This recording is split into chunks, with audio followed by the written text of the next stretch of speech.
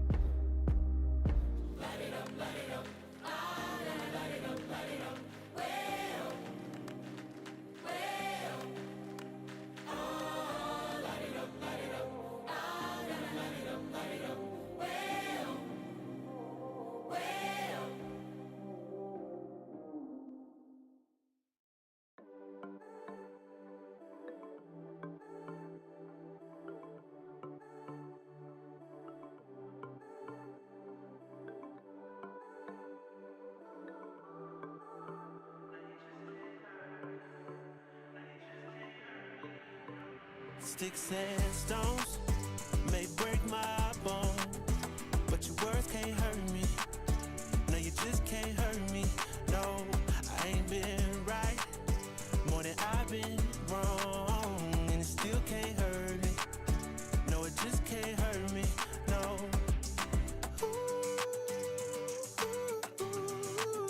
No, you just can't hurt me.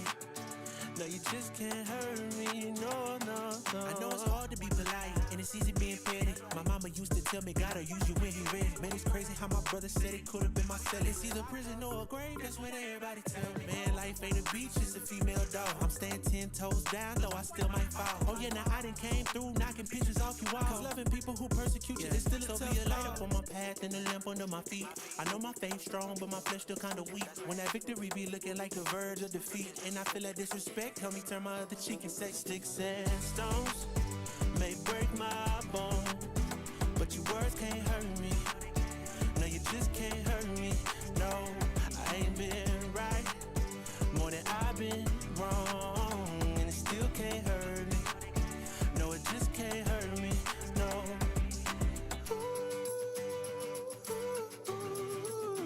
No, you just can't hurt me.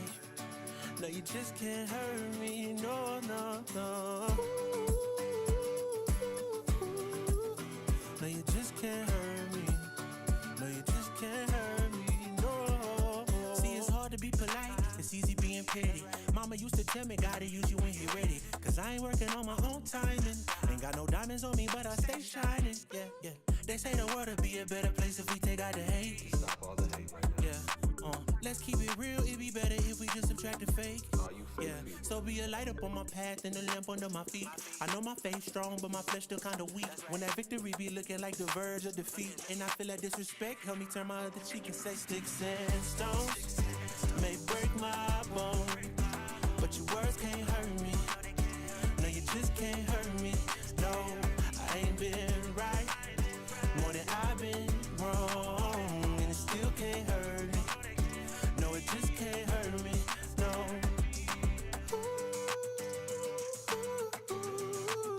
No, you just can't hurt me. No, you just can't hurt me. No, no, no.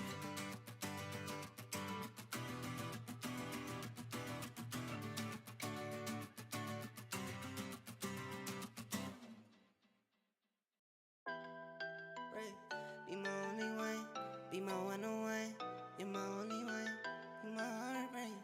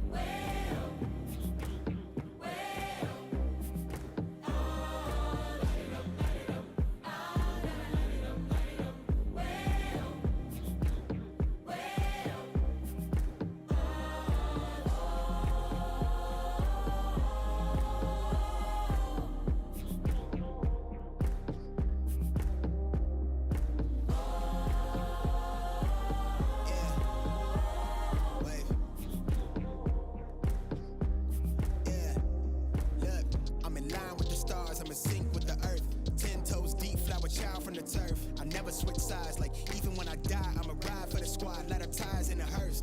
I've been on a vibe, kinda hard to describe. I'm in between, I'm good and it's fine, but I'm tired of the grind. Then I come alive in the night to realize I'm in the middle of the time of my life. I'm never so packed for the stack, never lied on the rap. Got a bag from the way that I write it. Queen looking Tyson, do that ass survive, doing 80 to the house. Then I hit it to the sky change. Haters on a tirade, talking to their crib in the face. Be still, let that hate stuff fade. We all want the same, we all want a meal in the safe. I wanna live like I'm trying to reach enlightenment. Trail spill from my lips, feel bent from the bib. Take a sip till I pass out.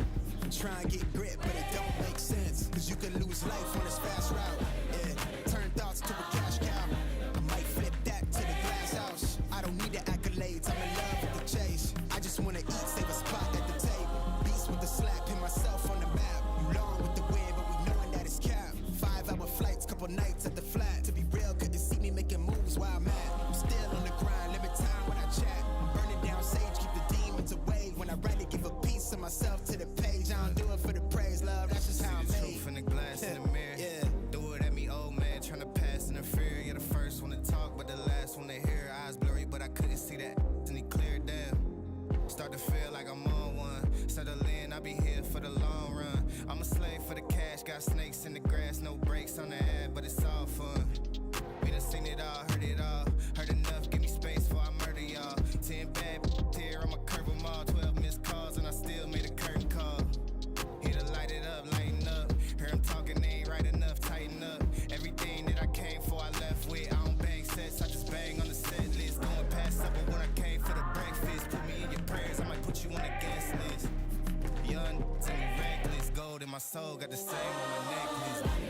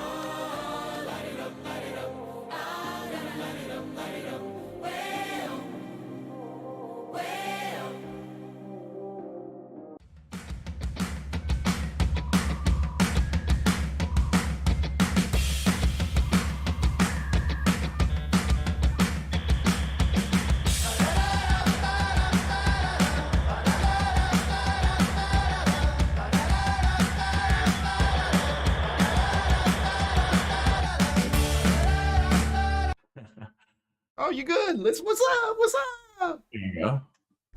We're live, Mark. You can intro. Hey, what's going on, guys? A little bit rusty here. Man, you got me zoomed in like a motherfucker. What's up, guys? I'm Mark, obviously, alongside my co-host Sean. What's going on, Sean? How you doing, bud?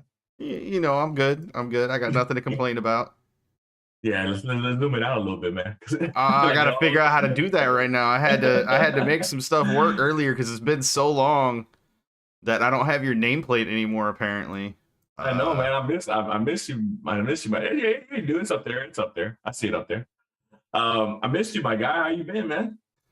Been good between being sick and all that good stuff. Just trying to get back into the swing of things at this point. Yeah, man. Yeah, tell me about that being sick stuff, man. Obviously, well, what were you sick with? You didn't get COVID, did you? No, I didn't have COVID. I got upper respiratory infection. You're just going to be zoomed in tonight. That's just how it's going to be. I can't get it fixed right now, but that's okay. But yeah, no, right. We had planned all these plans and everything was ready. You know, we were going to have a great time. A couple of streams. We were going to close out the season with a couple of streams and we had some surge stuff that we were planning. And then I got sick and was down for like 2 weeks in a row. And then you got sick, literally the next time we were going to stream, you got sick. And both of us just been sitting here trying to recover. So I guess the real question is, since you got sick after me, how are you doing? Well, I did get COVID. It's funny because I went to Canada, right? And they had just lifted the ban over there, like literally 2 weeks before I went over there. So, I thought, cool, it's going to be the safest country we're going to be in, blah, blah, so it's going to be all good. We went over there. The atmosphere was live. People were like happy and joyful, I guess. You obviously still see your random people here with face masks and stuff like that, but everybody would seem like just be so relieved over there. And we had a great time, and it was great. We had a fun time in Toronto. But the airport situation was, man, it's a little bit rough over there in Toronto, the airport situation. So I've never had so many delays, but I guess it is what it is. And unfortunately, I guess during that whole time, obviously over there, somewhere along the airport on our airplane, it got me. Which is kind of funny. I was telling my wife, obviously, y'all know what I do. I sell alcohol and beer and stuff like that. And during the whole time when it was heavy, it was just me and COVID out here in these streets. While everybody else, when everybody else is chilling at the house, barbecuing or just getting under your partner's nerves, I was out there pushing that P, right? I guess pushing P or whatever, and it never got me, man. I mean, that I know of, it never got me, man. And I was out there heavy. And now that it's kind of on the back burner and on nobody's mind, really, it got me, man. So I guess, thankfully I got it after I got, all my shots and stuff like that. So I got like a little bit of a headache and a little sinuses, but nothing too heavy. I didn't lose any taste or any smell or anything like that. So, it wasn't too bad, but thankfully. So it's been a while. We're gonna be very rusty, so guys, hang with us if you can, please, for the love of Pete. Give us a little bit of break. But obviously tonight is probably gonna be extremely heavy Dynamo focused. We certainly would love to talk Dash, but there's just so much that's happened Dynamo side since we last streamed. End of the season, obviously a lot of roster options, contracts that have been either picked up or not picked up. We want to talk through that. There's been a couple of moves that have already been made. There's some rumors of some additional moves. There's a lot of open roster slots, which opens up the door for Pat to make some moves. And by the way, little news, we have a head coach. Everybody knows that, but so that also happened while we were out sick and recovering. And then I guess we should also declare the Astros World Series champions because they are. Let's go Astros. Incredible job by the Astros. But this is a Dynamo podcast and Dash. But this week it's going to be very heavy Dynamo. So apologies for any Dash listeners or viewers. We will be very focused on Dynamo this week. But let's dive into it, Mark, if you are ready. Yeah, I'll just say this about the Dash real quick. Congratulations on making their first playoff appearance. Obviously, to lose the game the way they did at the last minute, it's a heartbreaker. But obviously, the club is going in the right direction. So shout out to those ladies, and hopefully next year we do above and beyond and exceed the expectations that we set for ourselves this year. So yeah, shout out to Dash. But yeah, real quick though, yeah. let's also make note, just for those Dash listeners that don't know, Juan Carlos Amoros, the guy that we were extremely excited to have take the head coach position for the Dash, elected to step away and take a position up as head coach of Gotham. So the Dash are now without a coach, or they're going to promote Sarah Loudon, which I don't think anybody would actually be totally upset by. I think she proved kind of at the beginning of the season that she's ready for that step, and I think that would be an incredible opportunity for Sarah and an incredible opportunity for the Dash. And it was, as I understand it, the Dash were had offered to keep Juan Carlos Amoros around, and it was his decision entirely to step away and go coach Gotham. I think he wanted a little more freedom than was being offered him with the new general manager that had been hired here.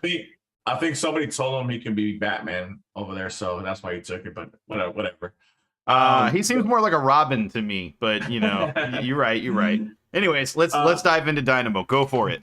Yeah, so talking about head coaches, obviously Dynamo let go of Nagamura during the season. Kenny Bundy did a fantastic job in an interim basis, but as we all knew, he wasn't gonna be. I don't know if he wasn't considered. I'm pretty sure he interviewed, but he wasn't really for surefire candidate for the new head coaching job, and that happens to go to one Mr. Ben Olsen, somebody who, if you're a follower of MLS and been a Dynamo fan for the last, since they've been created since 2006, you obviously know him as a player for DC United, and as obviously as their former head coach for DC United, comes with a couple of accolades as far as playing and coaching as well. Won a numerous amount of titles during the early stages of MLS when DC United was a powerhouse.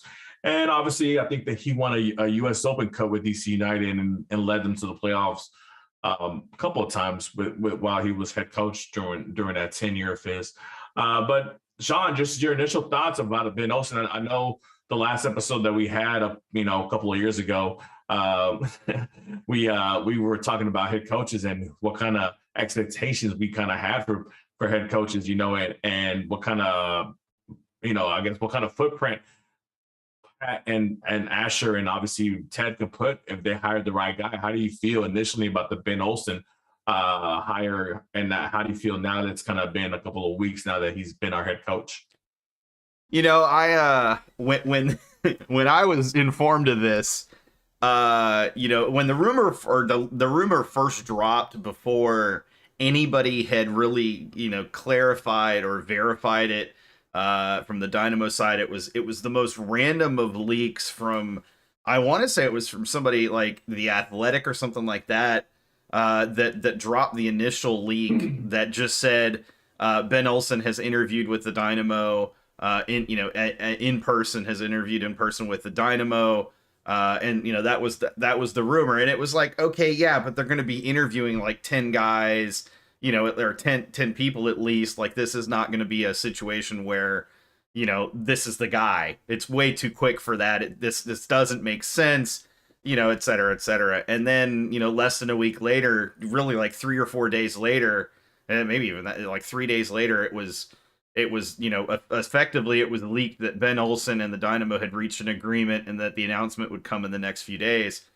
And I was working hard with some of my sources to try to get confirmation on that and try to just nail down some details. And yeah, so it's Ben Olsen. Not the name I had pegged at any point in this process. Even when it was initially leaked, I was like, there's just no way. I don't think any of us did really. I mean, obviously, he had a long tenure with DC United, more kind of, he was DC United. I mean, that's Mr. DC United over there, obviously. So I guess they gave him kind of a little bit of a leeway, because he didn't have the most successful tenure with DC United.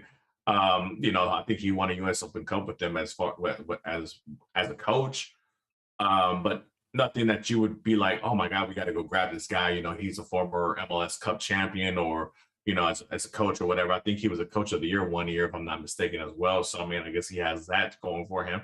But yeah, Ben Olsen was nowhere near in mind for me. I mean, obviously, we're talking about coaches like Tata. We're talking about Marcelo Bielsa. We're talking about Antonio Mohamed.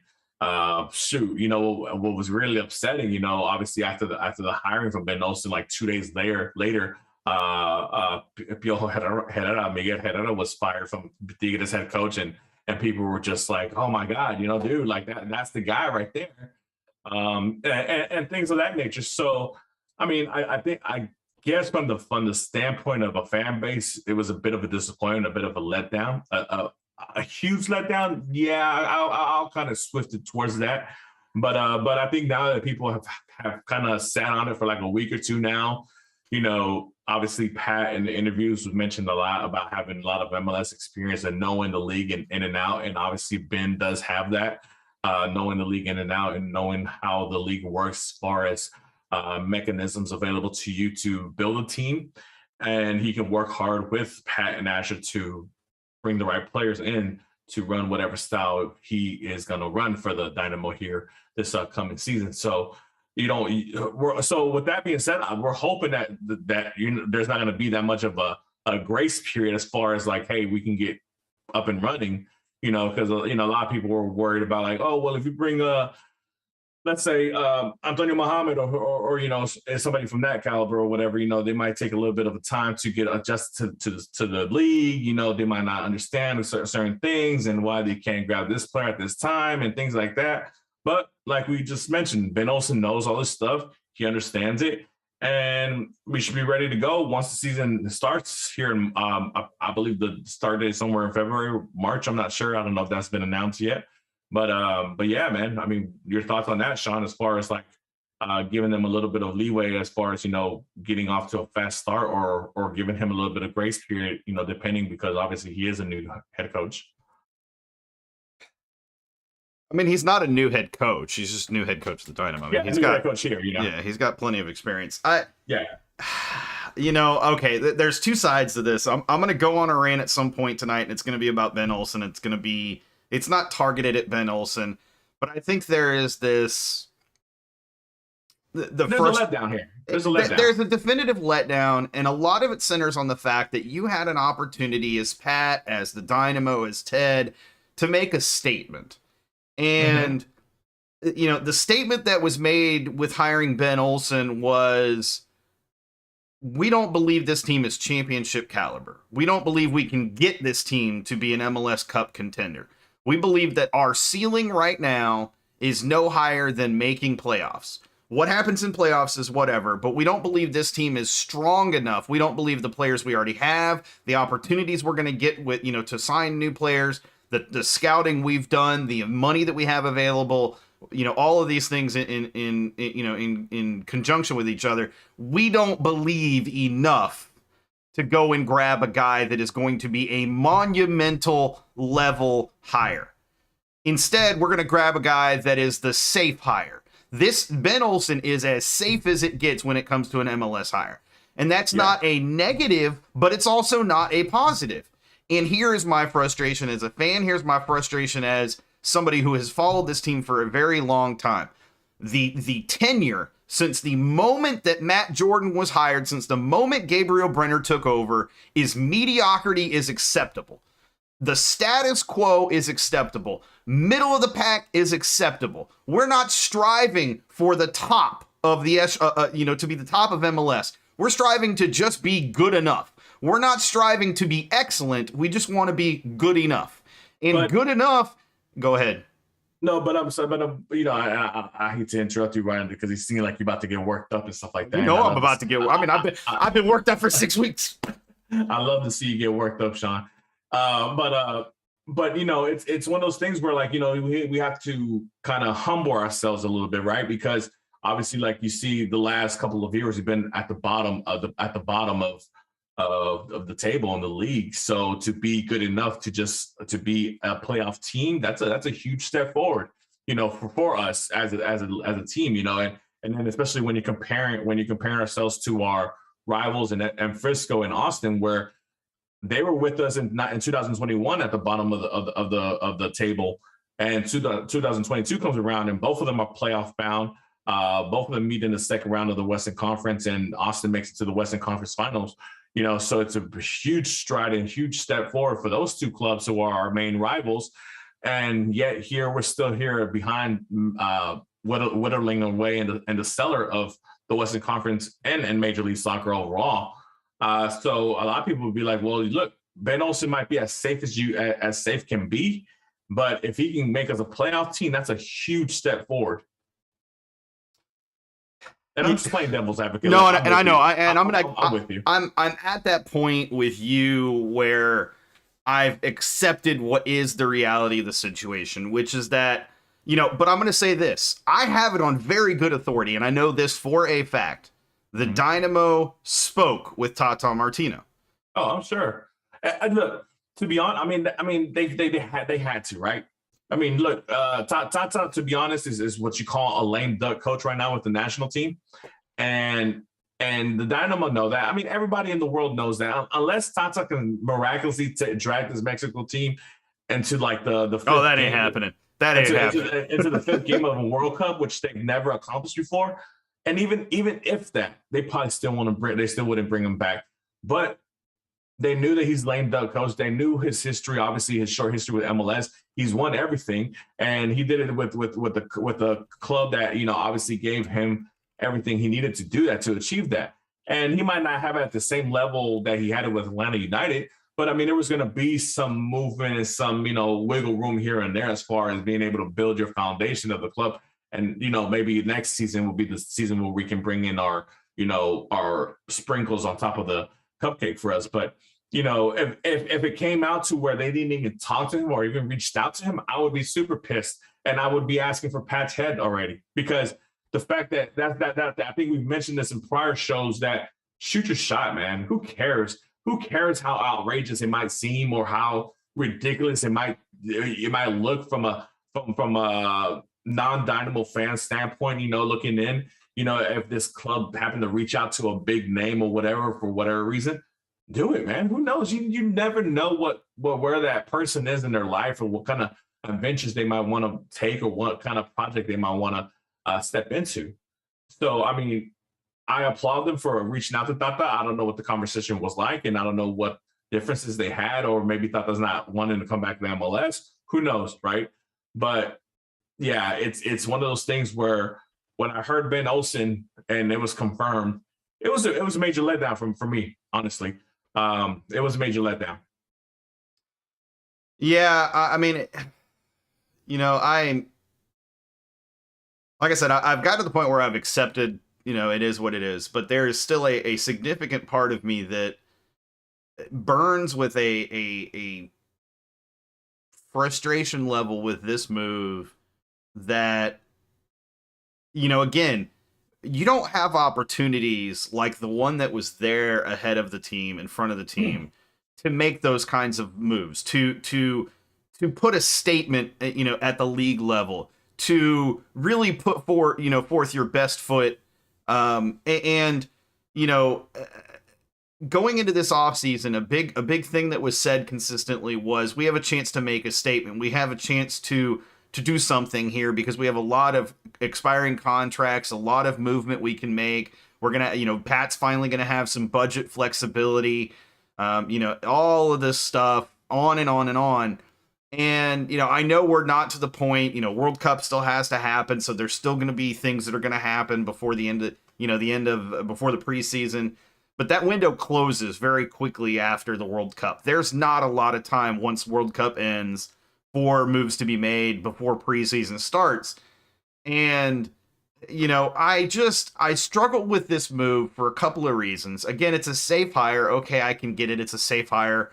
Pat's job is on the line. I'm, going with a safe hire. Okay. But it's also one of those hires that, it feels to me that this hire was set up by hiring Paulo last season, in the last offseason. What I mean by that is, they set the bar. Pat set that bar for coach so freaking low that anybody with any ounce of coaching talent could have rolled over the damn bar. And so, well, hold on. Yeah. And so, I look at this and yes, he's better.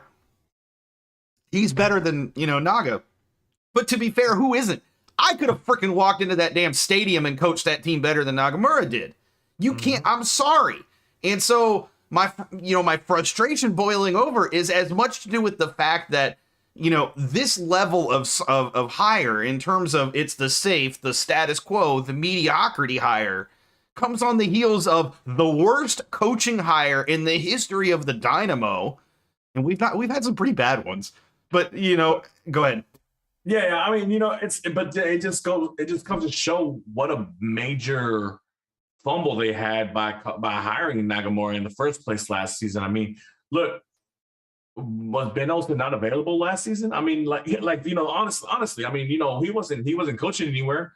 He wasn't doing. I mean, I think he was running one of the NWSL teams at the moment. But dude, people leave positions at any given time, to go do something else if they're not really immense in that, whatever, right? Like obviously that's what he did to come coach the Dynamo for this season. But it's one of those things where again, they're trying to cover up for like you said, the worst coaching hire in club history.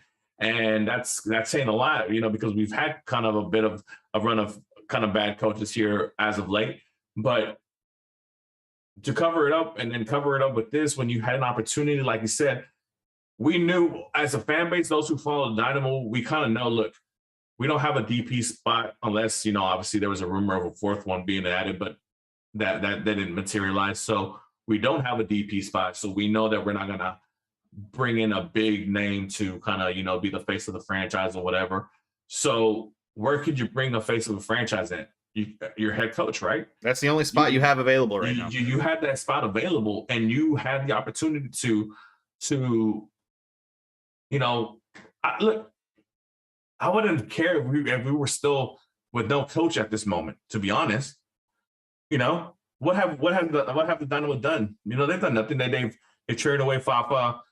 They traded away Parker. Cool. Okay, cool. But I mean, that doesn't hurt whatever head coach is still interviewing or whatever. I mean, if a head coach comes in and they're like, oh no, I wanted Fafa or I wanted Parker. Okay. Well, I mean, like we can find another Parker, we can find another Fafa, we got 5 more Parkers sitting in Dose. It's okay. We can find you another player who's gonna make 5 offsides per game. We can do that. That's not a big deal. But what I'm saying is that you had your opportunity to make a stamp on this offseason with the head coaching position, and you decided to go with the just lackadaisical hire in Ben Olsen. But like I said, it is what it is, and obviously we're fans and we're supporters, and we're gonna back him. And hopefully, like I said, he makes us eat crow and he takes us to the promised land. Right? That's what we hope for. That's the optimism that we have to be forcefully deal with. Unfortunately, but with that being said, Sean, I mean, we mentioned, unless you want to carry on the Ben Olsen topic, we got to carry on with Ben Olsen. We ain't done with Ben Olsen, bro. Come on. Ben Olsen. But no, seriously, look. He's like the 5th best Olsen, to be honest. I don't know about that.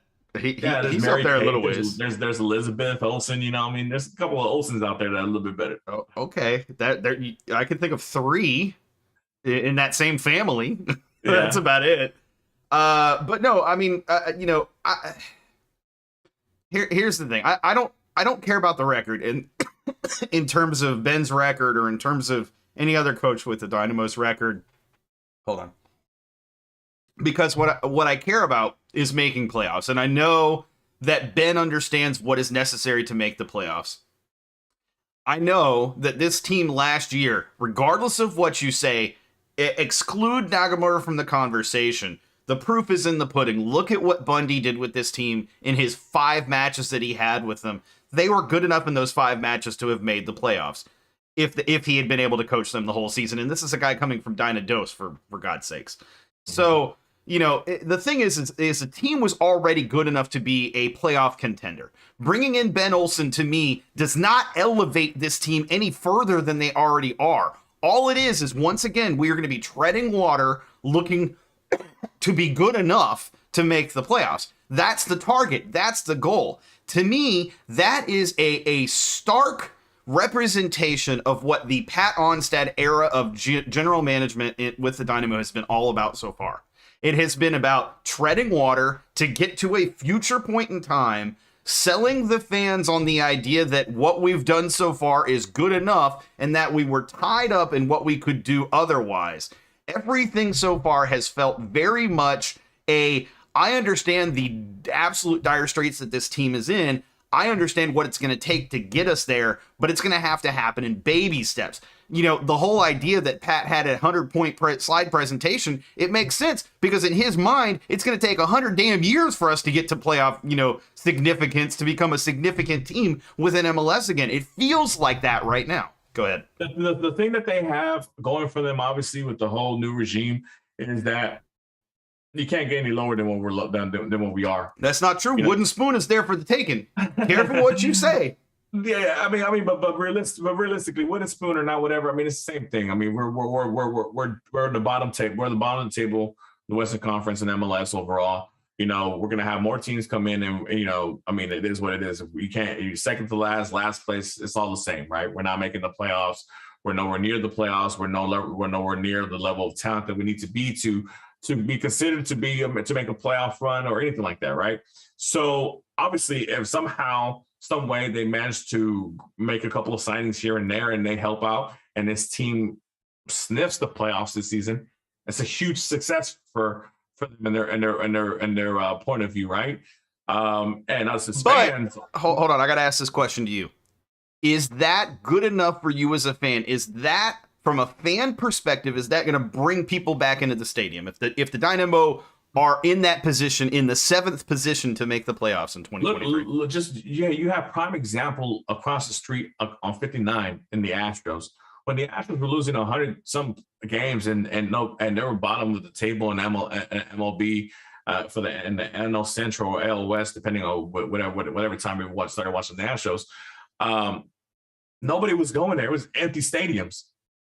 I can buy a $5 ticket and go sit right there, right behind, a dugout, whatever, which is now people only come out when there's a $7 tickets for the Dynamo, and they don't even show up sometimes for those games at all either, unless it's a big a big name player coming into our stadium. But you have the prime example right across the street, and I know, Sean, that as soon as this team starts producing and starts showing players that we can get behind and start showing a level of a style of play that's obviously attractive, and can make a playoff push, the fans are there for them. The fans are there for them, but they're not going to be there until this club shows that they're willing to give us a reason to be there. Obviously, myself and you, Sean, and a lot of the guys on the stream here on the chat, we're part of a supporter group, and we're out there regardless if it's raining, sunny, midday, late night, whatever, we're there, and we're those fans and supporters that we're going to be there regardless. But how do we fill up the rest of the other 80% of the stadium? And the only way to do that is by having a winning product, having an attractive product, having a product we can get behind. And at this moment in time, we don't. Yeah, Hector Herrera was a nice little oomph for notoriety and for promotions and things like that and that nature. But that I mean, look how quickly that flamed out. And we still had the same results. And a matter of fact, I think we had a worse record when he was on the pitch. And things like that, you get a little bit of a flame, a little bit of a gas on our flame, and then something happens and out goes the fire. We can't produce a fire to save our lives. Yeah, I guess the final thing I'll say about Ben, and trust me, I could literally rant for hours at this point, and it's it's a situation, and I've said this, and I'm only reiterating it because I hope it gets across. The reason that I am as frustrated as I am, and the reason that I am as heated as I am about the hire has nothing to do with Ben, has nothing to do with his record. It has nothing to do with him as a person or his time coaching DC or his time off. None of those things. This comes down to the fact that we talked about it to start, but it was an opportunity to really do something big for this club, do something big for the fan base, to let's say it for what it is. You had an opportunity to basically pay it forward to the fans that have stuck it out through the last 10 seasons of crap. Mm-hmm. And instead, you go and you grab a guy that is good enough, is just good enough. You don't go and you grab the guy that, that realistically, and I don't know, I couldn't tell you what what a Tata era would give us, what the end result of that would be. But I can tell you it would have been hella fun. I don't know if the Ben era is going to be hella fun, but it certainly is not going to start out hella fun. There's going to be a period of time of adjustment for players, of adjustment for coaching staff coming in, of adjustment trying to get his tactics and his idea of how he wants the team to play to kind of gel and mesh and all of that. And he's not the type of coach that's going to go out there and win fans over by being who he is. And on top of that, I mean, and look, I'm not gonna sit here and tell you that I'm a master understander of Ben Olsen's tactical, ways or whatever, because I honestly can't remember, aside from him, aside from the teams that had Rooney and Luciano Costa on it. I can't really think of a DC United team that was like that. I was just like, oh my God, it's must see TV because of the way they play. So I mean, given that, I mean, it's one of those it's one of those things like where I'm not expecting an exciting brand of soccer, unless somehow we get an exciting player to run it. But I mean, where does that player appear? From where? And you, like I said, obviously, I think like Tata was a great dream to have, because he's a coach that already understands your marquee player and Hector Herrera, because he's already coached him. Another one with like Miguel Herrera with Piojo, he's already coached Hector Herrera as well. So he's another coach that already understands your marquee player, your franchise player, and where he plays best. And obviously we know those two guys' styles, because they always, whatever team they're coaching, has been an attractive brand of football. That with Atlanta United, with Barcelona, with Argentina, with Paraguay, all those squads have been attractive brands of soccer.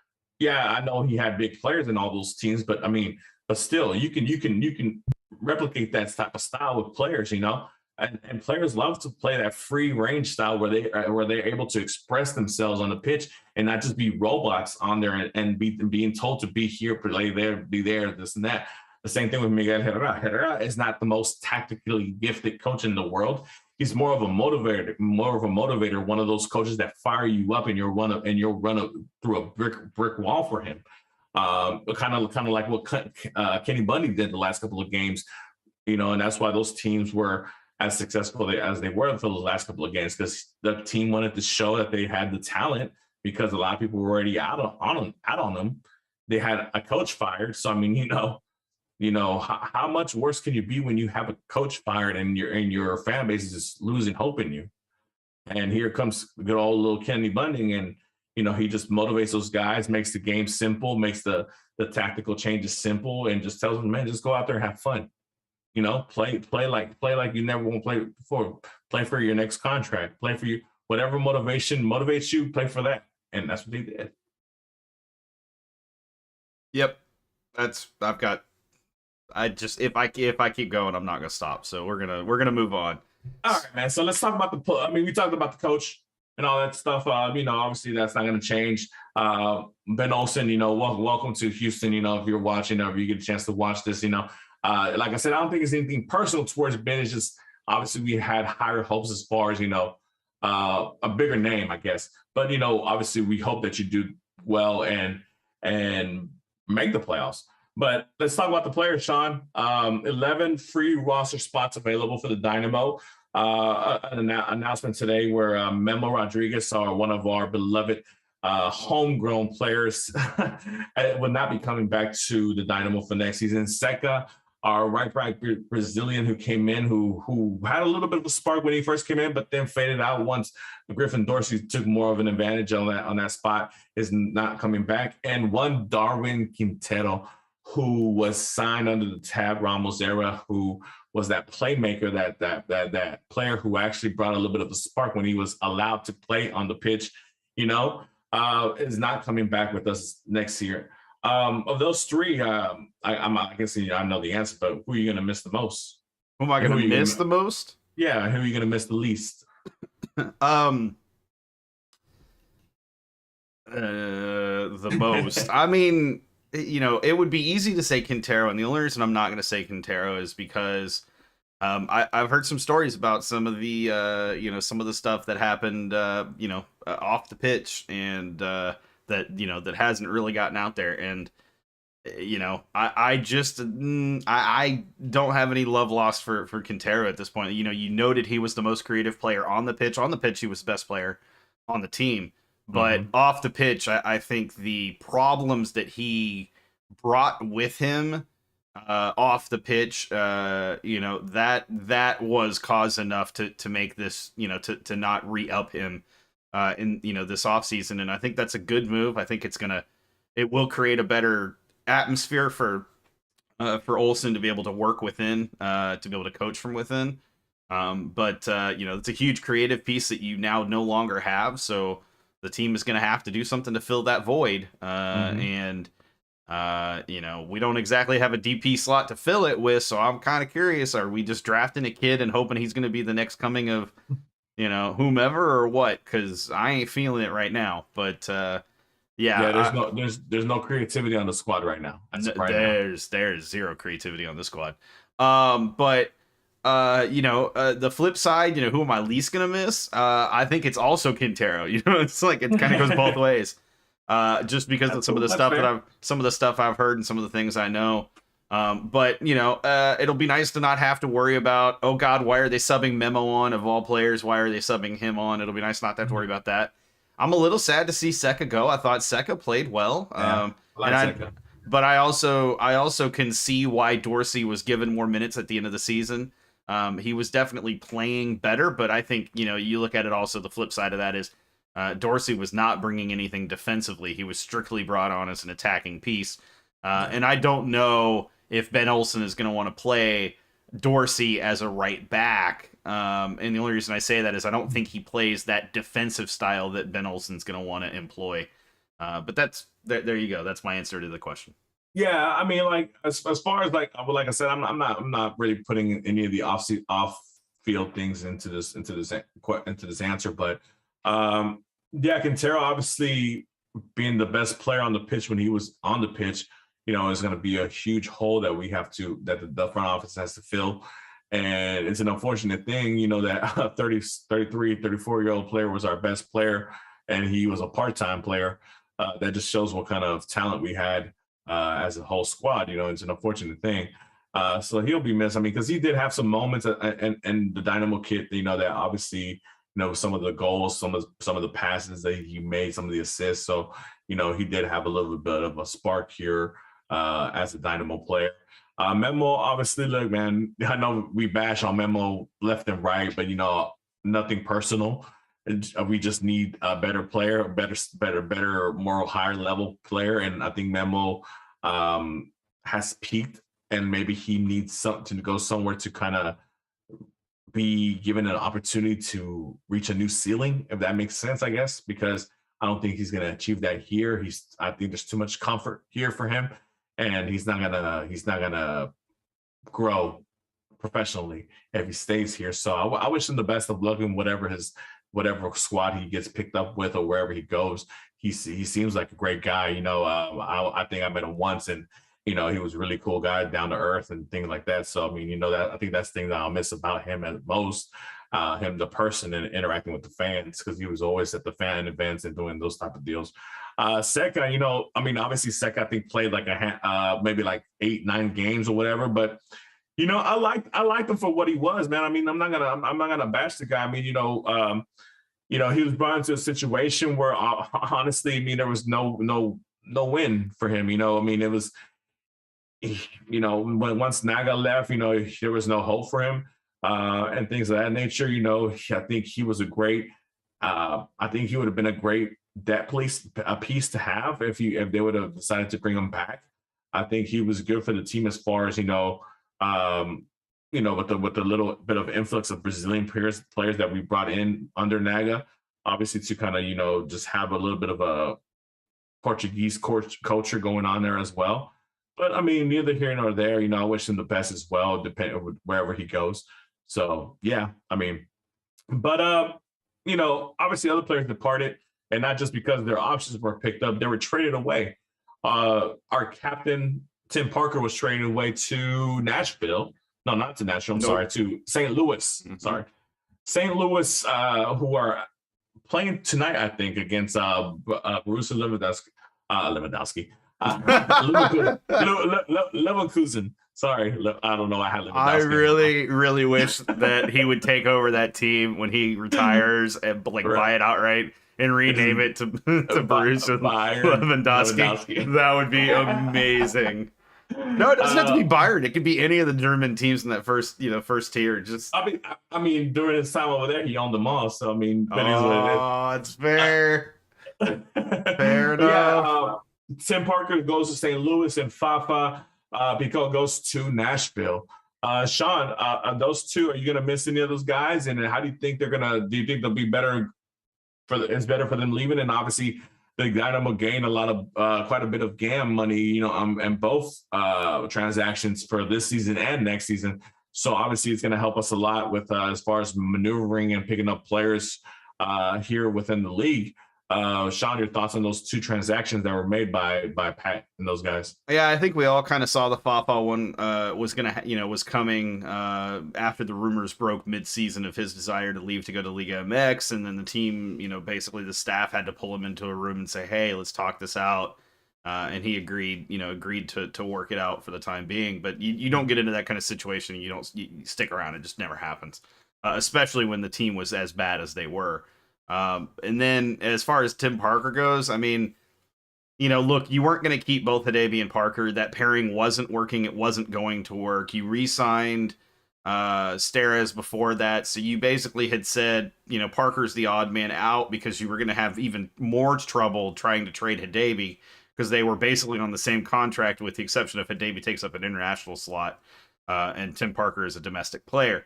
So yeah, it with that, it kind of makes sense. The part that I think it hurts me a little bit to see is, we're going to continue paying roughly a third of his salary, Parker's salary for the next 2 seasons. $425K of his salary will be on the Dynamo salary budget.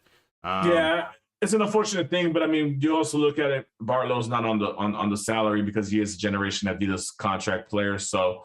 You can look at it from that standpoint where, okay, we're paying this, but it's kind of like we're paying Bartlow's contract, I guess. But but I think you have to look at it from the flip side of that too. Is if you were in a situation where you had to move one of them either way, but the other side of that is $425K. I mean, that's a player, if not two, veteran players or young players that could come in and fill depth roles as needed. And I'm not going to say it's going to come back to bite us necessarily, but it's definitely going to be another thing that is in the, many, excuse cards that Pat has drawn throughout the last few, season or so, that he's thrown out there as reasons why he's not been able to really, refresh the team at an adequate level or rebuild the team to an adequate level.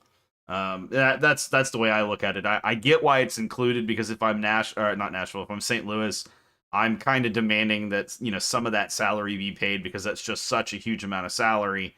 But on the flip side of it, it's kind of it's one of those things. The Dynamo had to make the move, but they put themselves in that position to begin with, and that's more the frustration. It's less about Pat and more just the fact that we were in that situation with a guy that was marked at the time to be the cornerstone foundation piece of your defense.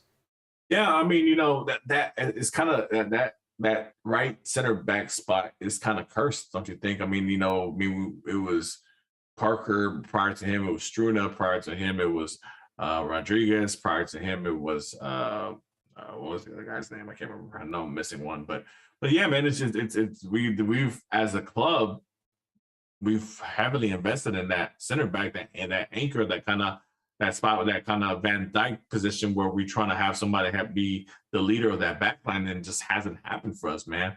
You know, and obviously, you know, Bartlow, he showed a lot of glimpses that he can handle playing, but I don't know as far as being the leader of that back line. Teenage Hadabi, I think, you know, he's still kind of wild out there. I mean, he's gifted athletically and he has the speed and things like that that you want that you want that's opposite of a Tim Parker, because Tim Parker's more that bulldozer, you know, physical type. So you kind of have contrasting styles there. But you know, but Hadebi sometimes he's wild, man, and you know, and he picks up those random yellows and red cards, and it hurts us, you know, obviously. So hopefully he gets better with that, on having another year under his belt with the Dynamo.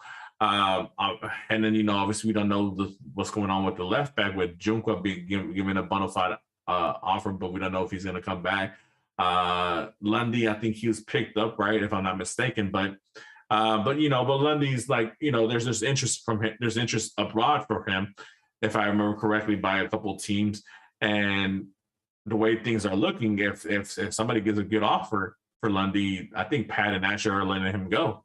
And then obviously we go back to the right back spot right now, where you have a right winger in Griffin Dorsey playing it right now at the moment. Zeka's not coming back. Valentin has been let go. So, you know, we have a lot of questions in the defense last year or from this year coming up, whereas if last year that was kind of like hey, this is where we spent most of our money, you know, we should be fine defensively, but obviously that wasn't the case. So, I mean, Sean, you know, is with the re-entry draft and all that stuff, all these mechanisms coming up, do you think that's one of their things they're going to focus on as far as the defense being something primary first, or they need somebody to distribute the ball to save us, right? Yeah, both. I don't think we see the, you know, that player that's going to be the distributor in the center of the pitch, you know, for the attackers. I don't think we see that player come in, and I think that player is probably coming in through the draft. I mean, you have such a high draft pick overall that it feels likely that you could probably try get a guy that's going to fit that position and get him on a Jenny Adidas contract as well.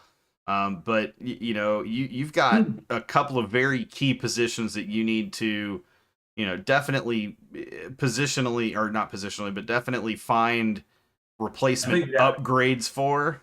I think we have a lot of key positions that we need to fill in. Yeah, you're not wrong too, but yeah. You know, that there's, you know, you said it, Dorsey's really, you know, not a right back, and the reason this is important is Ben Olsen is known for wanting every one of his teams to be defensively very solid, very sound. And that was a struggle last season. You know, we conceded at some really inopportune times. So, you know, and it's not just a mentality thing. I think there were times that talent was just not good enough. And so, I mean, yes, Junka, but he's not a starter, right? He's not that guy. He's not a center back. He's not he's just been given an offer, so he's not on the team on the team right now. He hasn't accepted the offer. He was given an offer, but he just hasn't accepted it yet. So he's not back with the team yet. But I have a feeling he will be back, right? Like he's not going to go out on the market and command a whole ton of money. So whatever he got is probably good enough, and he'll probably re-sign. But even then, you know, is he going to be deployed as a left back, as a defensive midfielder, as a center back, as a right back? I mean, the kid has played across the line in a number of positions. He's even played left wing, I think, at one point. You know, so I just there's you got a lot of players that are kind of utility guys, right? If you think about baseball, they're your utility infielders, but they're the guys that aren't starting. You know, those are the guys that typically aren't. They're the jack of all trades, but master of none. Exactly. We don't have any, you know, we don't really have any masters on our team. I mean, except for Clark, But to be fair, you better have a goalkeeper that's a master at goalkeeping, because that's, and Sebas, I guess, at striker. But outside of that, everybody's kind of a middle-ish, player, except for Coco and I guess you could say Herrera. But I think you kind of nailed it when you said, when Herrera was on the pitch, and I consider it to be an outlier. The sample size was pretty damn small, but when Herrera was on the pitch last year, this team was not any better than they were when he was off the pitch. Yeah, I mean, obviously, right now there's 4 guys penciled in, right? You got Sebas, you got Coco, you got Hector, and you got Clark. Those guys are going to be penciled in unless something's done with the goalkeeping position. But I think Clark is going to be our goalkeeper for another year, unless somebody becomes available that's we just didn't think was available at the time. But I mean, it's that's 4 positions out of 11. So we have 7 positions that we need to fill with somebody better, or hope that whoever the incumbent is got better over the offseason, or is going to get better under Ben Olsen. That's what we're really hoping for here, right? Like I mentioned earlier, I'm not even sure what kind of formation, what kind of tactics Ben Olsen is going to run, to be honest. I'm not too familiar with his style of play. But like I said, his style of play doesn't scream attractive attacking football. So I mean, we don't have a attacking player on our squad to start off with anyway. So that might be a plus in Ben Olsen's cap, a feather in his cap, because he, like I said, he does that I know of. It's not an attractive attacking style. So maybe having all these jack of trades where you can move somebody to another position and play him here, this and that, and it's good for him to give him kind of more versatile and more options in different positions, depending on if he wants to switch formations up or whatever the case may be. It's crazy, man. I mean, obviously we're so early into the off season. The head coach has barely been named, so it's a lot of things we could be just floating around and things of that nature.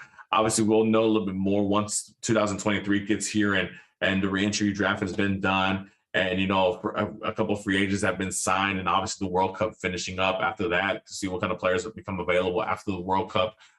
Is going to be another thing, and obviously with the winter transfer window opening up in January as well, it'll give us another mechanism to go grab players as well. But it's going to be interesting, Sean. And like I said, I mean, as a fan, as a supporter for the Dynamo, I mean, it's just, man, I don't know where I stand as far as like how hype I am about this, because like I knew that to grab a significant player that's going to actually make a difference for this squad is going to be a high task for us to ask of the front office. But to get quality players who understand MLS and who can balance out the team and make the team competitive shouldn't be that much of an ask from the fan base standpoint. So I guess we'll see. I mean, I know that I've seen the free agent list. I've seen the players that are available as far as, from other teams that they've been let go. And, obviously there's some players on there that would be intriguing for the Dynamo. But also as a player, why would I be intrigued in going to the Dynamo? That's another thing where I'm like, man, if, let's say, I don't know, I'm trying to think of a player right now off the top of my head. Julian Gresham, just say him, for example, right? If, he's a very talented player, defensively attacking as well. Great years in Atlanta, great year in Vancouver as well. Can score goals, can assist, and do all that stuff. He's going to be probably a high-end TAM player. Which obviously fits our billing of the type of players that we need. But if we're offering him $1 million in salary, and let's say LAFC, or let's not even say LAFC, let's just say let's say RSL is offering him the same $1 million. Why would he come? Why would I choose a Dynamo over RSL? Or Montreal, or another team that's actually looking, that has a little bit more stable recent history. George says because of HH, because of Ache. Ache. I mean, a lot of players have marquee players too, and those marquee players are more serious about being on the pitch, then and then whether or not his injuries are real or fake, or him out there hanging out taking tequila shots from Grupo Firme or whatever, it's professionalism, man. And just like I said, Ache was brought in because we thought that he would have a little bit of influence of bringing in other players and things like that. But realistically, what kind of influence does he have to bring in what kind of players? I mean, Pat's already said, the international market is going to be a difficult market to tap into from the Dynamo standpoint because we don't have the money available. We don't have the spots available. We don't have the DP money available to bring that kind of caliber player. So it's going to be end league trades, a couple low end, South American players that we can bring in, another like Thiago or Nelson Quiones, things like that type of player that we get on a cheap that we can bring them in and put them in a U22 slot or whatever. But what influence does HH have? Yeah. Can he bring me Diego Lainez now that he's not a World Cup player and he's gone to Portugal and shit the bed over there as well, and his market value has plummeted, and he's not really doing well over there either? Can you bring me that guy?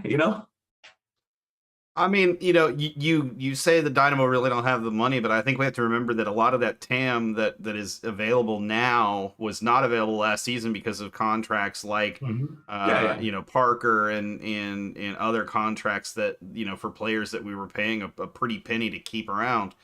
A lot of those contracts have been, deals. The Corey Baird deal was one that we were still paying for last season. I think we're done with that deal as far as TAM goes. So He's that's like, back. yeah, but as far as TAM goes, that like 650,000 that we were paying for him last season is no longer on the books. Thank God. And I hope the Curry Bear that we had for the last few games last season shows up the whole next season. That dude better show up, and I have a feeling he will. I have a feeling, you think back to when Corey Baird first debuted with the Dynamo after being traded to the Dynamo, and he was electric. He was a great player in those first 2 or 3 matches. And it was a combination of injuries and just, I think the culture of the team at the time was very negative. So I think that's definitely going to help him overall. But I think there's room to make a move or two that it's not going to be a Gareth Bale type of move or a Chiellini, because you just don't have that you don't have a DP slot available to do that. But I think you could buy down a DP slot. I think it's reasonable to think you could buy down a Coco. I don't know what Coco's salary is, but I think it's reasonable to think you could buy down a Coco, if necessary, to a TAM player, high TAM player, and free up a DP slot. We'll have to see what they do this offseason, or what, and maybe they save that type of move for middle of the season during the summer window, which is typically when you can find those players on a half season introductory kind of loan for half a season, or buy them at a cut rate in the summer transfer window, whatever it is. But I just think it's important. We have to remember there is room to make maneuvers. I don't buy into that whatsoever. There is no chance that Elise is coming back to the Dynamo. There is. I won't say there's no chance. I think there's a way that can be done, but Albert will have to trust the Dynamo, I guess, in this scenario. My man, and the reason I say this is not happening, my man does not trust the Dynamo as far as he can throw them. But that was the old regime, right? He was under. It doesn't. No. It doesn't. You can say that all you want, but as a player, the club burned you after you wanted to go overseas. They wasted 1.5 years of your life. Yeah. Just whittling away in Major League Soccer. And the value you got on that transfer was shit to, when it could have been a lot more, and we could all sit here and say, well, that was a prior regime, whatever. But in the player's mind, it's still the same organization. But still, I think he has love for Houston, and he would consider coming back obviously at the right price. But it would be one of those things where, hey, if we made him a TAM player for this season, and then, we backload the contract, and then next year he's making like $5 or $6 million a year, something like that. Because obviously Albert, he was productive in Portugal. He was real productive in France. So we know that type of talent that he has. Let me ask this question. I agree with you for what it's worth. There is a possibility that it can happen. But I also think you have to realize this is an opportunity for other clubs to make a move to get him too. Oh, for sure. Somebody can offer DP money or up front. Easily could offer him a DP contract. Here's the other thing.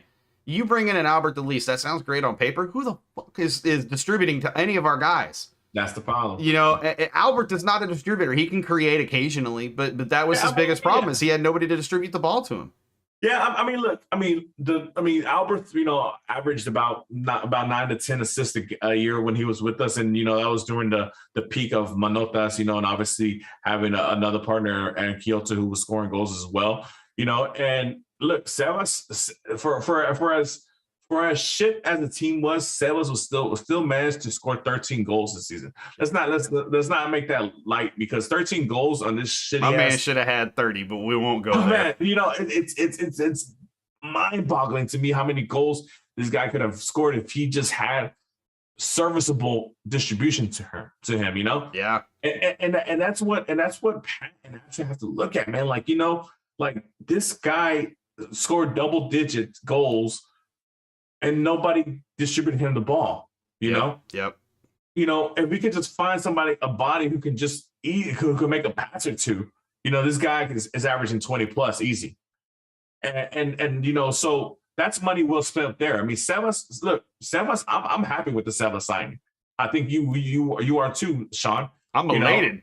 That's one of the best signings we've had since Albert Delise. Yeah, so I mean, our DP, our 9 is not a position of need.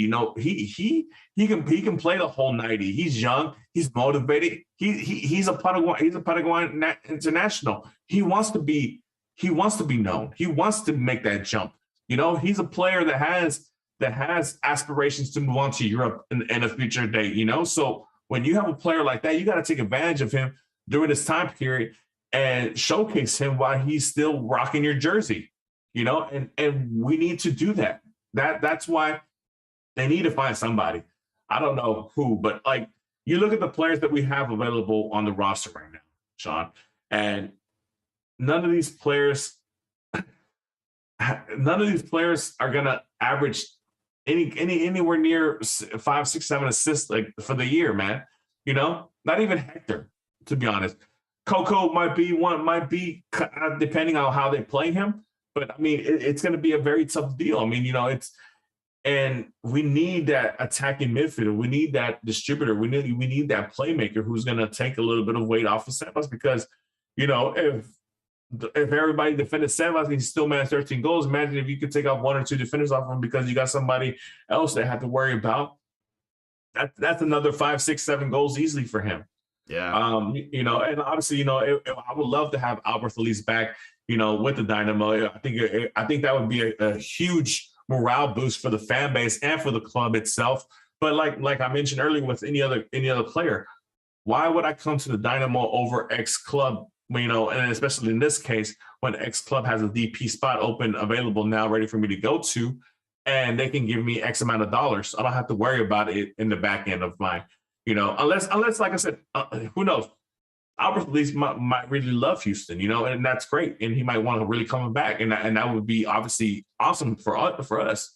And if you were able to cut a deal like that for us, that would be amazing. But this is professional sports, and professional sports, it's real cutthroat. You either going to take this contract or not, we're going to move on. But you got a limited number of years to get your bank, and exactly. He knows it. And this guy, and Albert obviously has a skill level. He's done his thing in Europe, and I know there's clubs in Europe that might have interest in signing him as well. So we'll see what happens. Like I said, it's early in the offseason, so it's it's one of those things where we're closing the chapter on 2022, and we're trying to open a new book. We're trying to open a new book with 2023, but it's unless you're just in the know, and unless you're just in those meetings with Asher and Pat and Ted and those guys, it's kind of hard to predict what's going to happen. But let me ask you this one question, Sean, before the end of the show. I think we have about 20 minutes left, and yep. I think this might take up the rest of the show. But of the players that are coming back right now, and you have them listed in our Discord, so you can see them for yourself. Who has to take the next level? Who has to step up out of those players? I mean, who, or you can name me 2 players. who has to take a next step in their careers to really help out with the progression of the Dynamo for next season? Brooklyn Reigns is one, in my opinion. I think he's going to be a player who is going to be with the senior team. I think he's going to allow Karaskia to play higher up the pitch. And the other, I think, looking at this roster, is going to have to be Ethan Bartlow. He's got to step into that center back role, and he's got to become the force in that center back role opposite, whether it's Hadebi or Steres, whoever. But he's got to become that guy. And he's got to understand that this is an opportunity for him to step up and take that, maybe not the captaincy that Tim Parker commanded, but take that role along the back line of being a vocal guy, of being the leader on the back line, and those sorts of things. Yeah, he's young, but I mean, the kid proved it. He sees the game in just a different way. He may not be as athletic as teenage, but his ability to distribute up the pitch, you cannot question it. Very good player, very good just overall skills, and a guy that I think just at a young age has an opportunity to really make a mark next season. And like I said, Brooklyn Reigns would be my other one. I will second you on the Bartlow thing, on the Bartlow pick, because I too agree with the fact that, look, the Dynamo used a high super draft pick to pick him. They saw a lot of potential in him. Unfortunately, his rookie season, he battled a lot of concussion and injury issues. He came back the next season, started with Dynados. He was doing his thing over there, got promoted, came over here. He spot started for whenever there was injuries, and he did well, really well, actually, to the point where I think you and me questioned a couple times as to why he wasn't starting over Parker or over Hadibi or over Stearns at times, right? And I think this is the time where he needs to grab the bull by the horns and make that position his. Yeah, he's a top 5 pick, if I remember correctly. And when you're a top 5 pick, you have to be basically an automatic starter. You have to come in here and be ready to go. Be ready to give your everything. I mean, because obviously the club isn't investing in you right now because you're on a Generation Adidas contract. But once that contract is over, is the club going to keep you? I mean, because if you didn't do squat diddly under that contract, why would the club even think about keeping you if you're not nothing? So I think Bartlow is one of those choices. The other choice for me would be Nelson Quiones, because if Nelson Quiones can step up, and I think this kid, man, he showed some flashes. Man, I'm really excited about him. I think if he can take it to another level or take it another step forward, man, he's just going to help Sebas a lot as far as him being another player that the opposing defense has to worry about. His speed and his way, his movement at such a young age. I think he's still 19 years old. So to have a player of that age and that high of caliber, it's really exciting, especially on the attacking end of the pitch. Because obviously your two choices are more on defensive, because Reigns is a defensive midfielder and Bartlow's a center back. But to have some hope in the attacking side of the ball, it's really intriguing, and I'm really hoping that he can take the next foot forward, to help out Sebas up there in the front. I don't know how his distribution skills are. He really didn't cross that much the games that he was in, so I really can't say if he's a good crosser or not from the wing spot. Or whether, I don't even know if there will be wings in Ben Olsen's, formation. He might play a regular 4-4-2, who knows. But with that being said, I think Quiones is one to watch as well. And, just one of those where I hope that he is a second coming of Albert Elise, Go ahead, sorry. I think Albert Elise, bar none, was our best signing overall as a club, for what we got him and what he became. Unfortunately, like you mentioned earlier, the club wasn't able to take advantage of this value and maximize the amount of money they could have brought into the club by selling him. But, if we can get the second coming of Albert Elise and Quiones, that I would welcome that very much. I kind of wonder, and I think I didn't really consider this, but Ben typically played like a 4-5-1 or a 4-4-2, one of those two formations. Mm-hmm. A 4-4-2 would be really fun with this team, because boy, Sebas and Thor up top together, that could be, especially if you bring in a 10. Man, that's exciting to me. I'm down for that. Yeah, so I mean, Thor's another player. I mean, he, like I said, they spent a top. I think he was a top 3 pick, if I'm not mistaken. He was top 3 pick. Yep. Yeah, so I mean, Barlow and Thor, those are players that we know we shit on the MLS draft sometimes because you don't really get that many good players off the draft and things like that. But I mean, if this was a time that you need to take advantage of the draft when you have these top high picks and you get the pick of the lot, for the most part, you need to hit on these. Barlow needs to be a hit.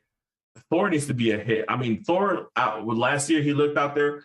He looked the part, don't get me wrong. He wanted to score. He wanted to be that guy. He wanted to be rookie of the year. He had that type of vibe to him. So I hope that he continue to have that motivation and that ambition to want to be a good player, a great player, and that he'll score goals. Because I mean, I still remember that goal against the LA Galaxy that he scored. Man, fantastic goal, awesome goal. And he had other moments too. But then he had moments where he showed that he was a rookie, and he showed that this game, was a little fast for him. And that's okay. He's a rookie, but let's hope that he takes the next step. And he becomes that much better. I'm hoping he's training right now. Get in that off-season workout, bud. Yep. Workouts, sorry, plural workouts. Mm-hmm. But I mean, all of this hinges on getting a true 10, right? It all hinges on getting that distributor, like you said, that player that is creative enough, is possession oriented. Ben Olsen's teams have always been sound defensively, which is great. But if there's if there's nobody to distribute that ball between the top guy, the guys at the top of your formation, then it doesn't matter how good you are defensively. You're always just going to lose, or draw, very close games, but that's about it. You're not going to score a wealth of goals, but, we'll see. I think it's really, really interesting that, we're sitting here. We know we need a true 10. We know that Pat has visited Europe. We know that Asher has visited South America. They both made scouting trips in the last couple of months. I'm interested to see what they pull off and what they can do this offseason. There's plenty of opportunity. We've got some empty roster slots. We've got some TAM. We've got some GAM. We've got some moves we can make, some international slots as well. So stuff we can do, but it's going to come down to Pat working out all of the possible machinations that exist within the insanity that is the MLS roster rules and regulations, designated players, special discovery players, amortized salaries or transfer fees. I mean, just every possible denotion of player needs to be utilized in this off season and or in the season. To maximize what we have. You mentioned the super draft. There's the re-entry draft, the waiver draft, free agency. There's going to be some opportunities. You got St. Louis who's building a team as well. So there's going to be some players moving around anyways. Evil makes a good point. Tam Gam, thank you, ma'am. Look, we're going to have a lot of opportunity, but with opportunity comes responsibility to make the right moves. And Pat, to this point, has made some good moves, and he's made some bad moves. He's made some decent moves, and he's made some that are not so great. And, in a few months' time, we'll be looking back at this offseason, come January, end of January, beginning of February, and we'll have a much better idea of what this team is going to be in 2023. But right now, it's November 16th. That's only like a month, 2 months away, 2.5 months away. That's not a lot of time. And it's not like business is going to happen over the Christmas holidays. So, I just feel like we're going to see a move probably sooner rather than later, for a player. It might happen once World Cup is up, but you've got World Cup too. I mean, it's going to be hard for players to make moves during World Cup. So there's just a lot of things that still have to happen before the end of the year. Thanks, FIFA. Yeah, man. I mean, it's a lot of stuff going on. I mean, I think overall from MLS standards, I think it's going to be a busy offseason. I think it's going to be an exciting one for the league in total. I just hope a little bit of that excitement falls the Dynamo way, so that way we can have a little bit of excitement to go with it. So it'll be interesting to open up next season for Generation Orange, and we talk about X player as our marquee signing for this offseason, right? Yep. Because we don't know who that is at this moment. We know, and I have no idea like who it could be. Could it be somebody that's in the MLS right now? Could it be somebody that's one of those players that just they're done with their European venture and they're coming over, and whatever, who knows? Could be Albert Elise. We don't know.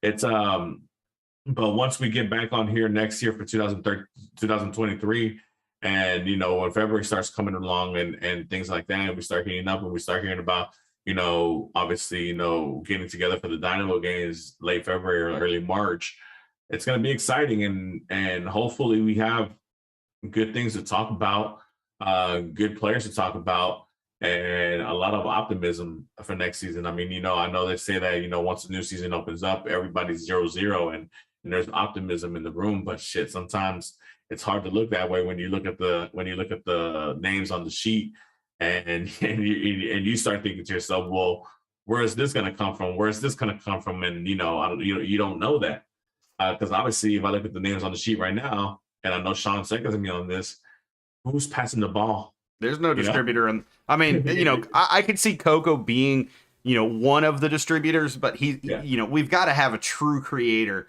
True. And that's not Coco in my opinion. Not fully. Yeah. It's not to say he couldn't be serviceable in that position, but expecting him to be that guy at this stage, I think is just unfair to him. So, real quick, we got 12 minutes left, and I really wanted to do this, so I'm glad we saved this time. We did this intentionally. Mark has no idea I'm about to do this, so it's gonna be great. We do have a World Cup coming up very, very shortly. We do. So let's do, it is prediction time, and we don't have Dynamo Dash or Dynados to predict.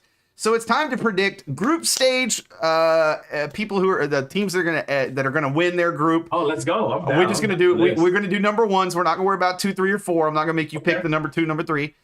So Group A, we got Qatar, we got Ecuador, we got Senegal, and Netherlands. Who do you think is advancing out of that group? Netherlands. All right, I think it's a good pick. For me, I'm gonna go. Although Senegal, it's just sad what happened with Mane. That hurts me, man, because I think without Mane, Senegal don't have a chance. Yeah. If Mane is there for the World Cup, because I know he's not playing right now in the friendlies, but if he's there, Senegal could be a problem. But Netherlands. Yep, I agree with you. Netherlands is gonna top that group. Group B, my favorite group. All right, here we go. Qatar. Group B: England, Iran, USA, and Wales. This is the war group, right? Oh, damn! I haven't heard it called that, but yeah, group of war. Yeah, man. I mean, the what was it called? The American Revolution, the Iraqi War, and then the one with Wales and England. Yeah, the United Kingdoms. I forgot what it was called. I heard it in the Welcome to Wrexham. They mentioned it, but anyways. Oh, nice. Man, it's tough because obviously you want the USA. You want USA. Who's number one? We don't care about 2, 3, or 4. Who's number one coming out of that group? Man, fuck. The bad thing is the number one team. I think their head coach sucks, man. Gareth Southgate is holding that team back, but England has to be number one. I agree with you. I'm gonna go out on a limb and say this. I think England are the team that advanced like farther than people are expecting. I don't think they make the final, but I think they make the semifinal. They have the talent. They have the talent to do it. They have the talent to bring it home. But I mean, but the coach. Wholly agreed. Real quick, let's look at chat. We got Evil Death says Netherlands and Qatar in Group A. And says England and USA in Group B. All right, so far we're on track. Group C: Argentina, Saudi Arabia, Mexico, and Poland. Argentina, man. Argentina's my winner for the whole thing, but Argentina.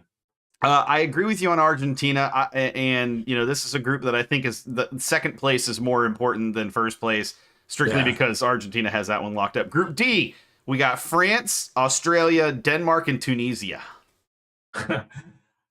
Denmark is sneaky good, man. Denmark, I know they don't have the big marquee names like obviously France does, but Denmark play like a team, and they can pose problems. But the one thing that they lack is a little bit of goal scoring. But But as far as a whole team, they're solid, very solid.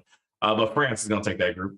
Yeah, Denmark is going to be a tough out, I think, in the later stages, but I agree with you. France is the one team to take it from that group. But I wouldn't be surprised if Denmark nicked one off them in a very tight affair, tight game, and really makes things interesting. That's the one team that worries me, because obviously I pick Argentina, so the winner of Group C takes on second place in Group D, and that would be Argentina, Denmark in the first knockout round. Yep. And Denmark being such a strong established team, that could cause a little bit of problems for Argentina, but we'll see. Yep. Yeah, France. Group E, we got Spain, Costa Rica, Germany, and Japan. Man, that group right there is tough. Spain has all the talent in the world, obviously, right? Germany does too, but I think this German team is a little bit of a next 2026 will be one of the years that the German team that we know comes back. Costa Rica, Costa Rica, sometimes, man, you don't know what you're going to get out of them, man. Those guys, they were supposed to shit the bed in 2010, and then for them to beat teams like England and Italy and things like that, and to make it as far as they did, it was an amazing run. And then Japan, man, Japan is a good squad too. Dude, I'm gonna go Spain. I'm going to go Spain too. I've actually got Spain winning the whole thing. I've got Spain topping Germany in this group. I agree with you. This group, honestly, to me, this could be one of those groups that a surprise team comes out of, like a Japan or a Costa Rica. I'll say one more. Oh, go ahead. I'm just going to say I see Spain on the up and up. Like, they're playing a lot better. They're starting to find some of the right routes to make things happen. I just think they're playing a lot better, and I think that's going to make it a lot tougher on other teams. I'll say one thing. I would not be surprised if Costa Rica is the CONCACAF team that goes the furthest in this tournament. I could see it. All right, and we have Evil said France and Denmark from Group E, Argentina and Poland from Group C, Group E, Spain and Germany. C says E, Germany for Group E. So let's go with the next one. We've got Group F: Belgium, Canada, Morocco, and Croatia. This is a tough group to call, man. It is. Belgium is supposed to be under this golden generation, but they've won nothing golden yet. They have the players, Lukaku, the Hazard brothers, De Bruyne. I mean, they have world-class players. Croatia, man, these guys are never aging. I feel like the same Croatian team has been playing for the last 20 years. I feel you. Like these Croatians don't age at all. And then Canada is up and coming, dude. I feel that Canada is going to be a beast in CONCACAF for the next 2 World Cup runs at least. But it just sucks for them that they have to be placed in this group, man. So I'm going to go Belgium, but by the very narrowest of margins, because I think Croatia can get there too. I'm going. Yeah, it's funny. A lot of the same answers. Belgium for me as well, top this group, but this is a group that I think Canada sneaks out of as the number 2 ahead of Croatia. I still think Croatia will be in there as one of those third place teams that advances. Yeah, if Canada can make an upset, if they can tie or upset one of the Belgium Croatian games, I think Canada have a very strong chance to advance. But they have to pull it off, man. Yep, I mean, they have players. They have Jonathan David, Alphonso Davies. Marquee players. Yeah, to me, the reason why I have them advancing over Croatia is I think goal differential is going to favor them because Canada is high enough attack to be able to do it. Croatia is not. That's the difference in the two teams. All right, Group G: Brazil, Serbia, Switzerland, Cameroon. Brazil. I think that's the easiest group. So I think that's the easiest group to call the first place team, right? Yeah, I think that second place team is a lot more difficult after that. To be honest with you. Yeah. I think Brazil wins every game in those group stages. To be honest, as far as second place, I think I'm gonna go Cameroon, man. I think Africa's gonna show out this year in World Cup. I think Cameroon was gonna do good. Yeah, like I said, first place easy to call. It's Brazil, but I think second place in that group's a lot harder to call, and I'm not going to call it because I just don't know. I really don't. I think that those other three. I mean, Cameroon is a team that could surprise you. a very, very fast team, a very Oh, decent yeah. team. Serbia has some really great players that, Serbia has good much players. like Croatia, they just age like fine wine. You know, the older they get, the better they seem to get. And then Switzerland is just, it, you know, kind of like Denmark a little bit. They're that team that a lot of Europeans will European countries will tell you, having played them, that their style of play can kind of catch you off guard if you're not careful. You know, they kind of and I think that's why I went Cameroon, because even though, you know, Serbia and not Denmark, Switzerland are more experienced, or I guess have more experience or more high level players because of their league they play in, right? But in the same sense, Cameroon has that speed and that natural athleticism, that thing that can do away with the fact that, you know, with that physicality that Serbia or Switzerland can bring in the back end, you know, because but obviously that's the problem with African teams, right? They have all the speed and all the natural athleticism, but they don't have the discipline. If they can find some discipline, they're gonna be a good squad. Yep, agreed with you. I think Cameroon is probably the team to come out of that group, you know, second and that's, you know, Evil says Group G, Brazil and Cameroon. C says I picked Cameroon two of my bracket, etc. All right, so Group H, here we go. Portugal, Ghana, Uruguay, Korean Republic. Korea Republic is a sneaky one. Portugal should just off names alone, off players alone, they should win that group. But Uruguay, man, is always there for some reason. They have talented players as well, not at the same level as Portugal, but they do have talented players. I mean, you got Maxi Gomez and Darwin Nunez to head your attacking, and their backups is Cavani and Luis Suarez. I mean, too, like you have attacking out of the ass. So, I'm gonna have to go Portugal to win it and Uruguay to be second. Wouldn't be surprised about Korea. Yeah, see with the major upset pick here, Uruguay. George saying Uruguay have a biting chance. I'm gonna actually go winner of this group is gonna be Uruguay. I think that Portugal gets smacked in the mouth in that first match and don't recover from it. Like, it's gonna be one of those things they just expect the group to be handed to them, you know, type of thing. Do they play Uruguay in the first match? I don't remember the schedule. I don't think they do. Someone else will have to tell us. But Uruguay. Because I mean the thing is, okay, look, you know, obviously we know the whole Ronaldo saga that's going on with Manchester United, whatever. And if that carries over and kind of, you know, causes a black cloud in Portugal, on the Portugal squad, that can Portugal plays Ghana in the first match. Okay. But that still could be an upset. Yeah, Ghana's a good, like I said, the same thing with the African teams. Yep. Naturally gifted, a lot of speed, a lot of goal scoring, but they just need discipline. But like I said, Portugal, talent bar none, they're one of the most talented teams in the whole tournament, you know. But we'll see. I'm still taking Portugal over Uruguay. And it's important that Uruguay plays Portugal in the second match of that group, so that's really interesting. There are some really juicy matches. Really, dude. When the groups were drawn, I was just going, wow, there are some really intriguing groups in here. This is probably one of the hardest World Cups I've tried to figure out. From a who's advancing out of these groups to who's going into the next round and who's winning the next round, who's winning in the knockouts. Yeah, and the thing is, like, you know, you always have that Cinderella, like one or two of them, right? So it's like, you know, obviously, you know, the Brazils are there, the Argentinas, you know, things like that. And but you always have those Cinderellas that come out of nowhere. Like I mentioned earlier, when Costa Rica came out of a group with Italy and England and those guys in it, you know, it's amazing, you know, and it's great because that means that this game is no matter where you're from, what part of the world, what kind of league you have, there's always a chance, you know, there's chances for this. And like Evelyn said, that she says Korea can upset Portugal. I believe that, you know, if you know, would it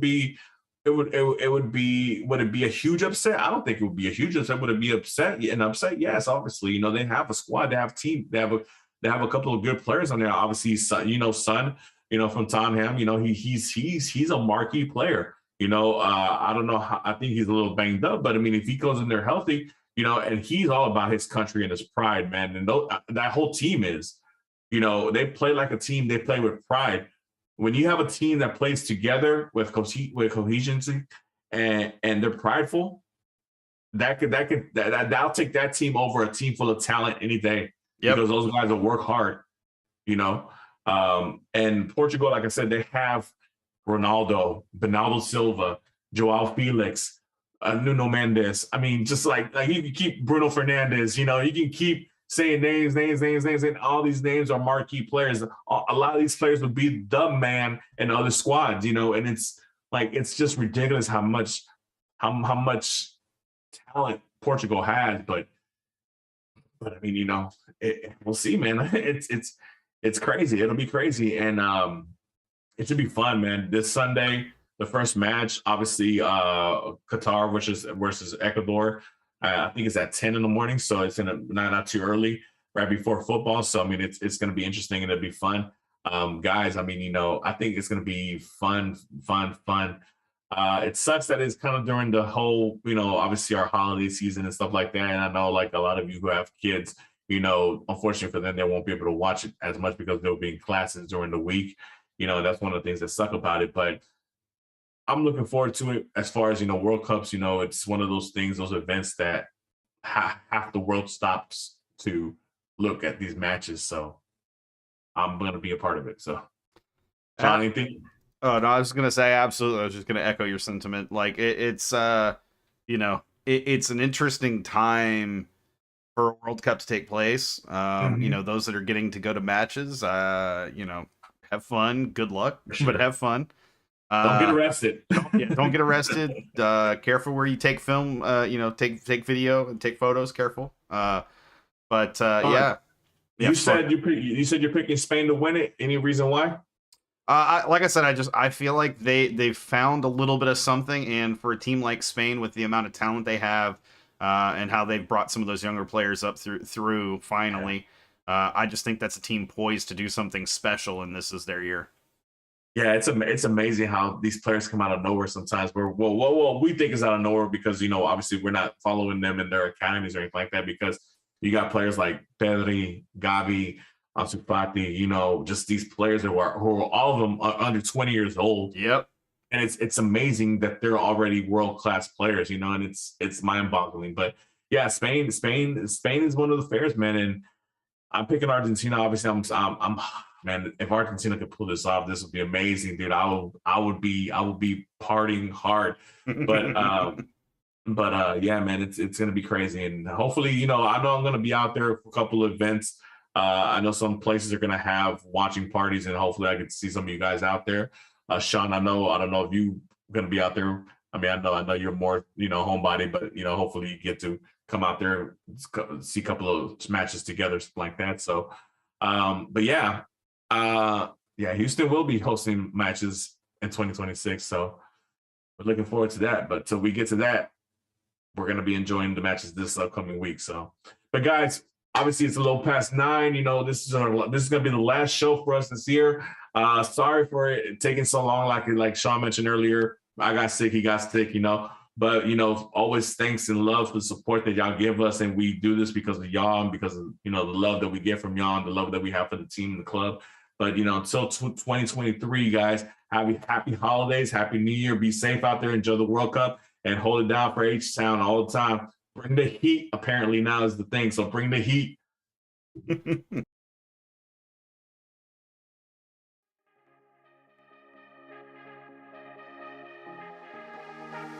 been losing sleep, what to do? Could somebody come and take me away? I've been in the deep without you.